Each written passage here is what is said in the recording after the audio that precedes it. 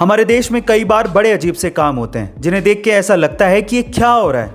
हम लोग कहाँ और किस मेंटेलिटी के साथ जी रहे हैं ये समझ ही नहीं आता। जैसे कि हम भारतीय अपने फ़ोन की स्क्रीन को स्क्रैचेस से बचाने के लिए महंगे से महंगा स्क्रीन गार्ड लगवा लेंगे, लेकिन बाइक चलाते वक्त एक्सीडेंट से हमारे सिर को बचाने वाले हेलमेट पर पैसा खर्च करने से कतराते हैं। हम या तो हेलमेट खरीदते ही नहीं, और अगर खरीदेंगे तो सस्ते से सस्ता, ताकि चालान से बच सकें। ये सच बात है या नहीं बताइएगा ज़रूर।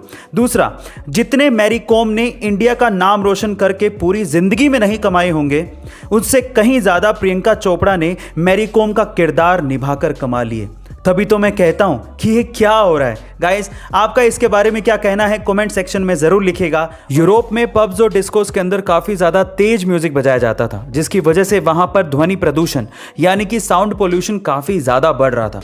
अब इस चीज़ को ध्यान में रखते हुए वहाँ पर इसके लिए सख्त नियम बनाए गए। अब पब मालिकों को इन नियमों का पालन भी करना था, लेकिन डिस्को में बिना तेज म्यूज़िक के मज़ा भी कैसे आता। तो पब मालिकों ने डिस्को का एक नया तरीका ही निकाल लिया। अब वे पब में वायरलेस हेडफोन्स को यूज़ कर रहे हैं, यानी कि अब जो भी पब में आता है उसे हेडफोन दिया जाता है और सभी हेडफोन्स में एक ही तरह का म्यूज़िक बजता है। अब इससे क्या फ़ायदा हुआ? इससे तेज आवाज़ का मज़ा भी आया और साथ ही साथ साउंड पोल्यूशन को भी कंट्रोल कर लिया गया। इसे साइलेंट डिस्को भी कहते हैं, जो कि आपने ए दिल है मुश्किल मूवी में भी ज़रूर देखा होगा। गाइस, आपको ये इंटरेस्टिंग फैक्ट कैसा लगा कमेंट सेक्शन में ज़रूर लिखिएगा। भारत के इतिहास में सर्वोच्च स्थान और सर्वोच्च सम्मान पाने वाला एक ऐसा आदमी जिसके पास पहनने को 6 पैंट, 4 शर्ट और 3 सूट थे। एक ऐसा आदमी जिसके पास 46 डॉक्टरेट की डिग्रियां थी। एक ऐसा आदमी जिसके पास असली धन के तौर पर 2500 किताबें थी।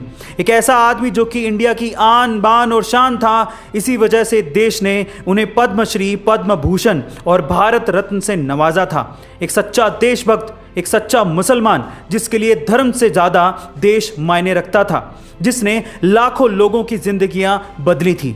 इंडिया के मिसाइल मैन और महानतम वैज्ञानिकों में से एक महान सपूत अब्दुल कलाम को मेरा सलाम है। पैरा ओलंपिक 2021 में हमारे खिलाड़ी भारत के लिए मेडल्स का एक नया कीर्तिमान लिख रहे हैं। कैसे? मैं आपको बताता हूं। एक्चुअली सन 1972 से लेकर सन 2016 तक, यानी कि 44 सालों में हमारे पैरा ओलंपिक खिलाड़ियों ने मात्र 12 ही पदक भारत के लिए जीते थे। लेकिन अकेले साल 2021 में हमारे पैरा ओलंपिक खिलाड़ी अभी तक 12 मेडल जीत चुके हैं और भी मेडल आने बाकी हैं।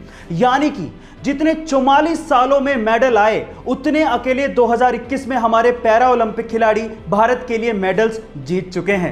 गाइस, इस बात के लिए हमारे पैरा ओलंपिक खिलाड़ियों को बधाइयां तो बनती हैं, सो चैट सेक्शन में उनको बधाइयां जरूर दीजिएगा। अलग अलग तरह की बीमारियों और वायरसेस से बचने के लिए आपकी बॉडी में एंटीबॉडीज का बनना बेहद जरूरी है, और एंटीबॉडीज को बनाने और उनकी एक्टिविटी को बढ़ाने का सबसे नेचुरल रिसोर्स आपके पास ही है। लेकिन भागती दौड़ती जिंदगी की वजह से हम उसे इस्तेमाल ही नहीं करते, और वो है लाफ्टर, यानी कि हंसना। एक स्टडी के अनुसार पता लगा है कि अगर आप हंसते हैं तो हंसने से 20% तक आपकी बॉडी में एंटीबॉडीज की एक्टिविटीज बढ़ जाती है, जिससे वायरसेस और ट्यूमर जैसे सेल्स को खत्म करने में मदद मिलती है। सो गाइस, हंसिए, मुस्कुराइए, जितना हो सकता है उतना एंजॉय करिए और इन सब बीमारियों से और वायरसेस से दूर रहिए। गाइस, आपको ये फैक्ट कैसा लगा कमेंट सेक्शन में जरूर लिखिएगा, और ऐसे अमेजिंग वीडियोस के लिए शेयर, सब्सक्राइब एंड लाइक। मिलते हैं अगली वीडियो में।